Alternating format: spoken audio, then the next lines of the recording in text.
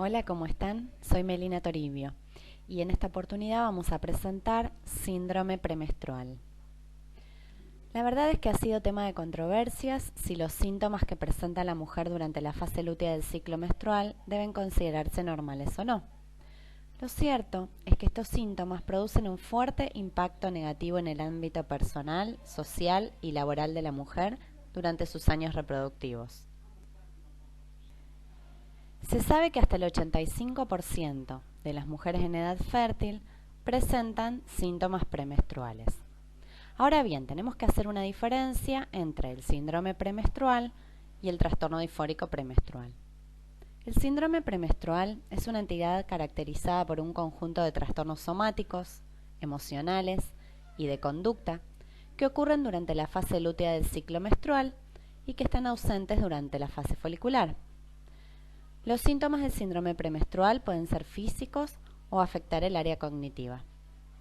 El trastorno disfórico premenstrual es la forma más severa del síndrome premenstrual. La mujer ve afectada su vida de relación y los síntomas dificultan o impiden la actividad laboral o escolar o la rutina diaria. Ahora, ¿qué tienen en común estos dos? Por definición, los síntomas deben iniciar posterior a la ovulación, o sea, en la fase lútea. Pueden mantenerse hasta los primeros 3 días de la menstruación. Debe existir un periodo libre de sintomatología después del término del flujo menstrual.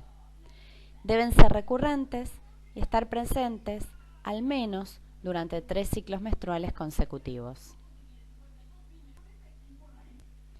Entonces, el síndrome premenstrual es un conjunto de trastornos somáticos, emocionales y de conducta que ocurren durante la fase lútea del ciclo menstrual y que están ausentes durante la fase folicular.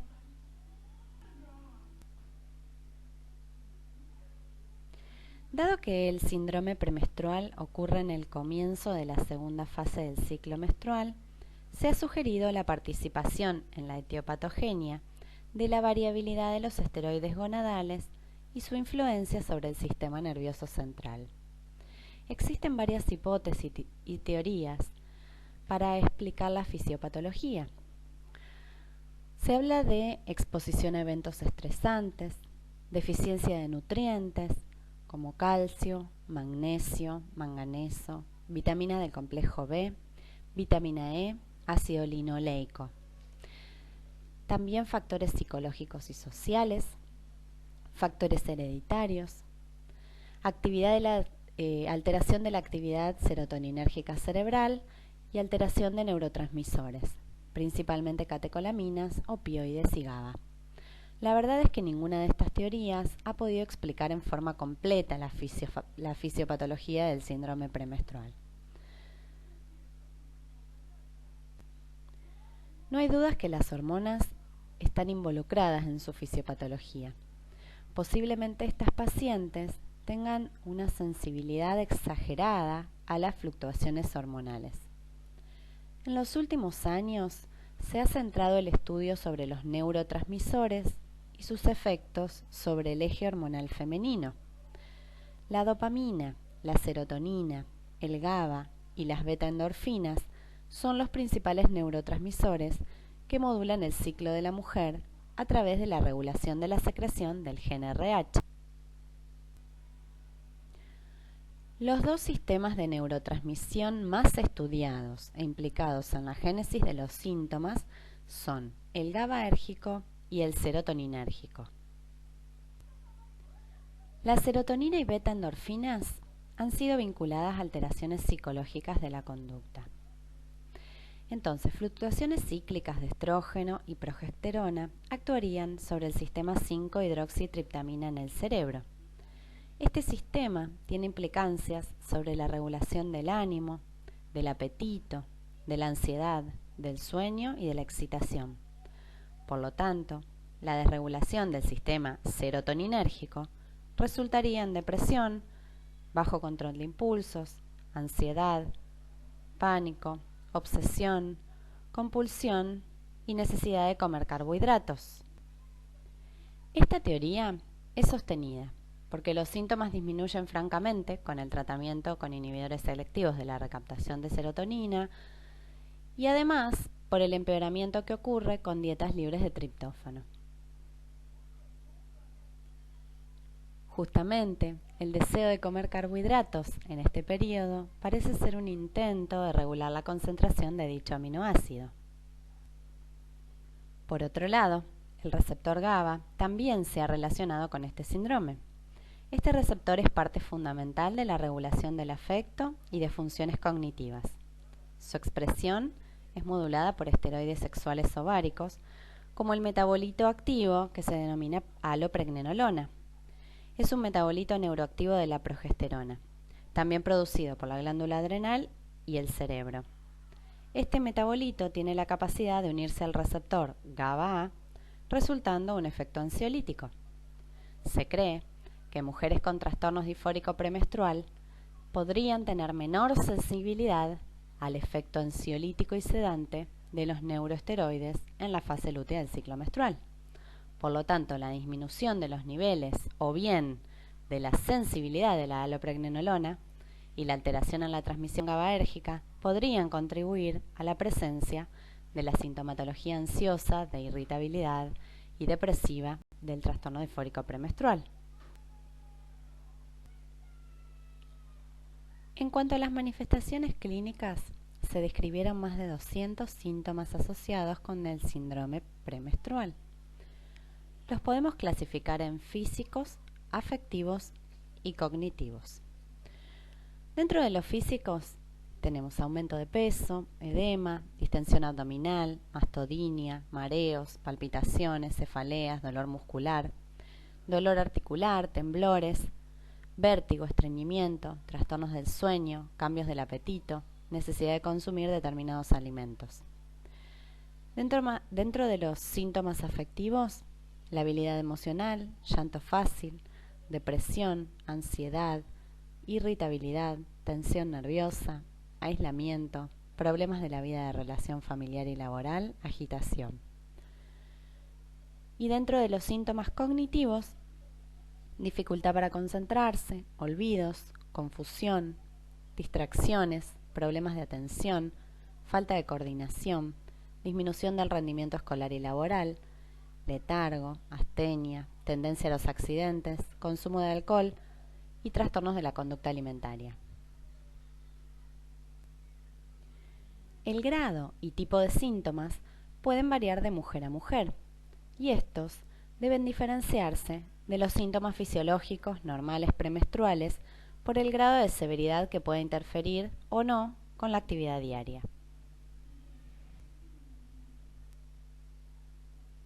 La clasificación por el Royal College de Obstetricia y Ginecología se basa en el grado de severidad de los síntomas.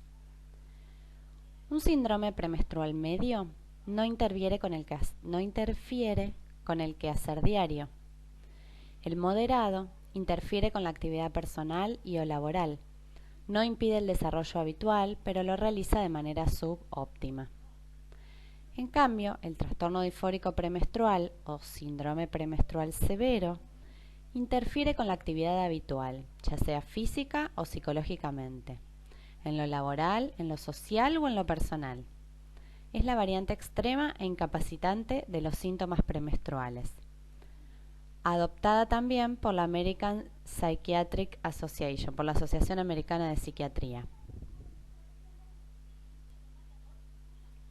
Existe un subgrupo de mujeres que manifiestan predominantemente síntomas psicológicos, con síntomas físicos o sin ellos. Sería una variante extrema representada por el trastorno disfórico premenstrual, incluido en el Manual Estadístico de Enfermedades Mentales, que es el DSM-5, establecido por la Asociación Americana de Psiquiatría.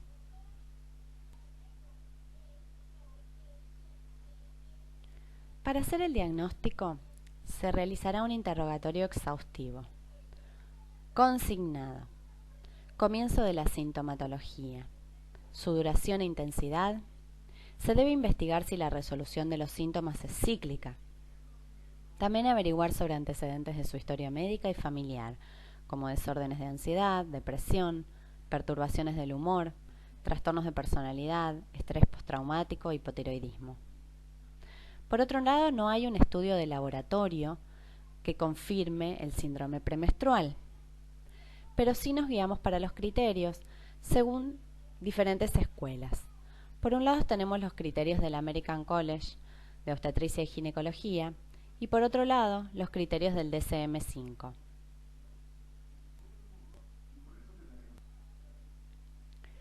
El criterio de diagnóstico para síndrome premenstrual moderado o severo, según la American College de Obstetricia y Ginecología, necesita de la presencia de al menos un síntoma psicológico o físico que cause dificultades en el desarrollo de las actividades habituales y confirmado en 2 ciclos sucesivos.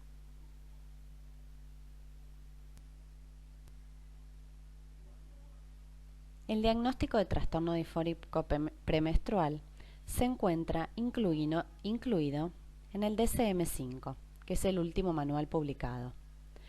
En el DSM-3 revisión se encuentra descrito en un apéndice con el nombre de desorden disfórico de fase lútea.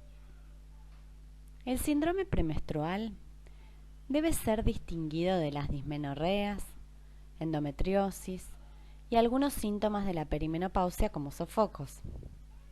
También de trastornos clínicos como disfunción tiroidea, migraña, colon irritable. Los desórdenes psiquiátricos también deben ser descartados, como trastornos de ansiedad, depresión, psicosis o bulimia.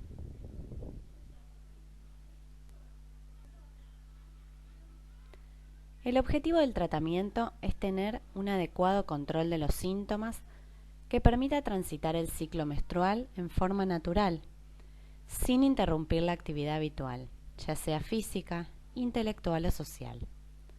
No hay un tratamiento único, son varias las líneas de tratamiento. Y vamos a empezar con los tratamientos naturales.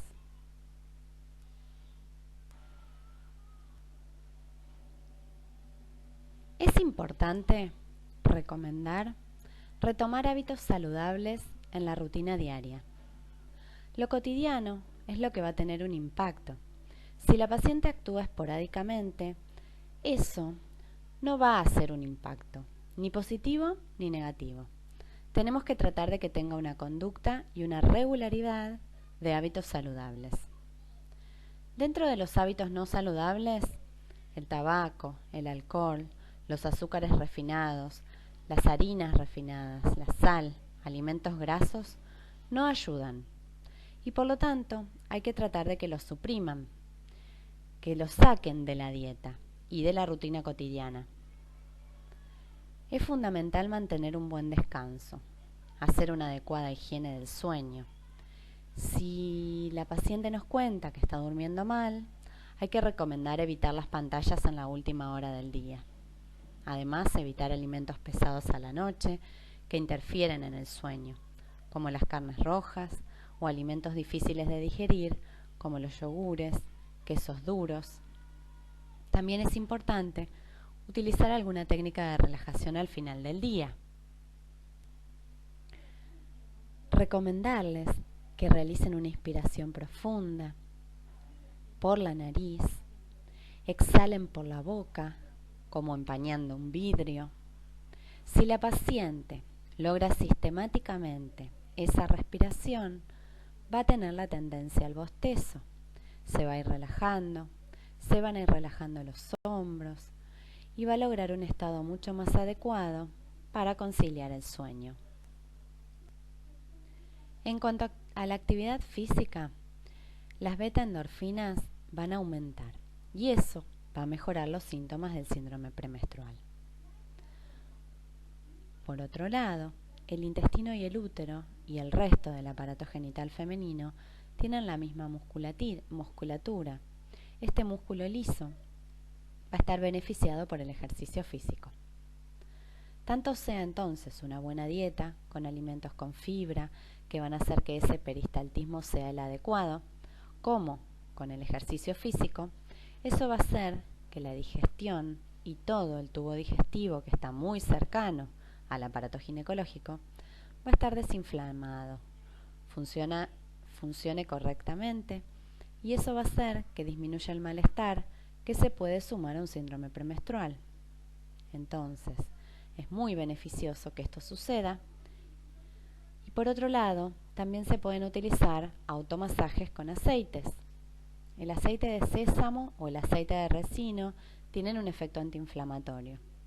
Entonces, los días previos a la menstruación, si la paciente se distiende o empieza con gases o con retención de líquidos, se puede hacer ella misma un masaje circular en el abdomen, como una aguja del reloj, de la misma manera que la dirección de la materia fecal adentro del colon.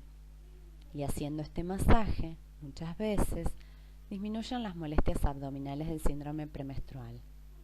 Y la verdad que es algo muy sencillo, que lo podemos aprovechar como una herramienta súper útil y la paciente puede mejorar los síntomas notablemente.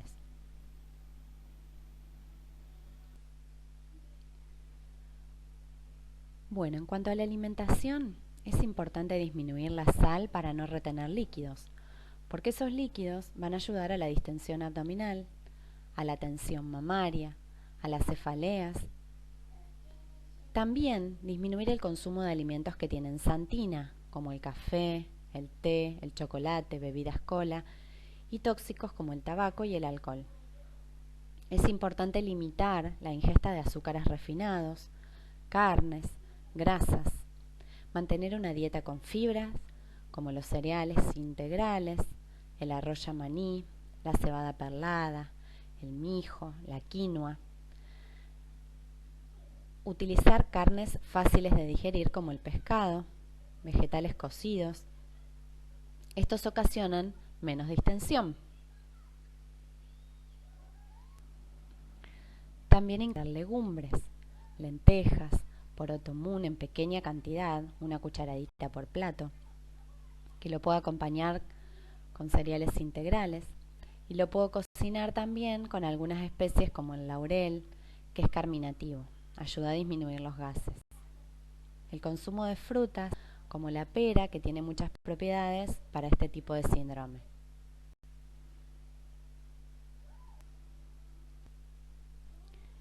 Y entonces les voy a explicar un poquito la diferencia entre infusión y decocción. La infusión, en una taza coloco hierbas y coloco agua hirviendo, ya hervida, y la dejo reposar un ratito y después la cuelo. En cambio, la decocción, se coloca el agua, lo que voy a utilizar, y eso lo pongo a hervir por 8 a 10 minutos. La manzanilla tiene efectos antiespasmódicos, sirve para el tratamiento de las cefaleas. Las semillas de coriandro y de hinojo son carminativas, ayudan a digerir mejor y a no distenderse. Se pueden hacer infusiones. Si la paciente presenta desgano, apatía, nos puede servir el jengibre fresco, la canela, el clavo de olor.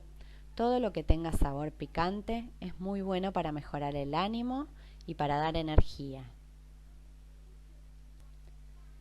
El jengibre fresco, además, es antiinflamatorio.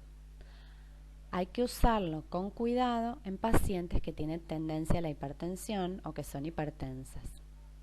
Se puede poner en una decocción, poner a hervir para hacer un té o utilizar también para hacer una compota de frutas.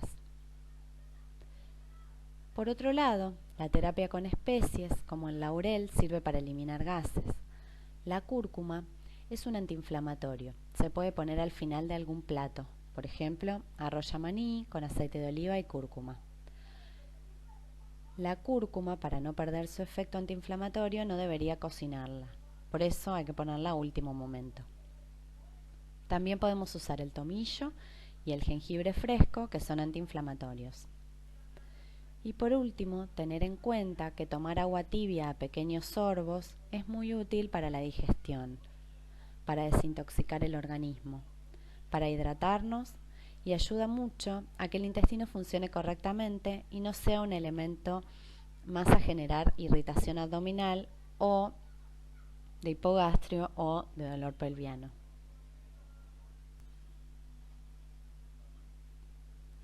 Las técnicas de relajación, la meditación, respiración, son absolutamente de gran ayuda.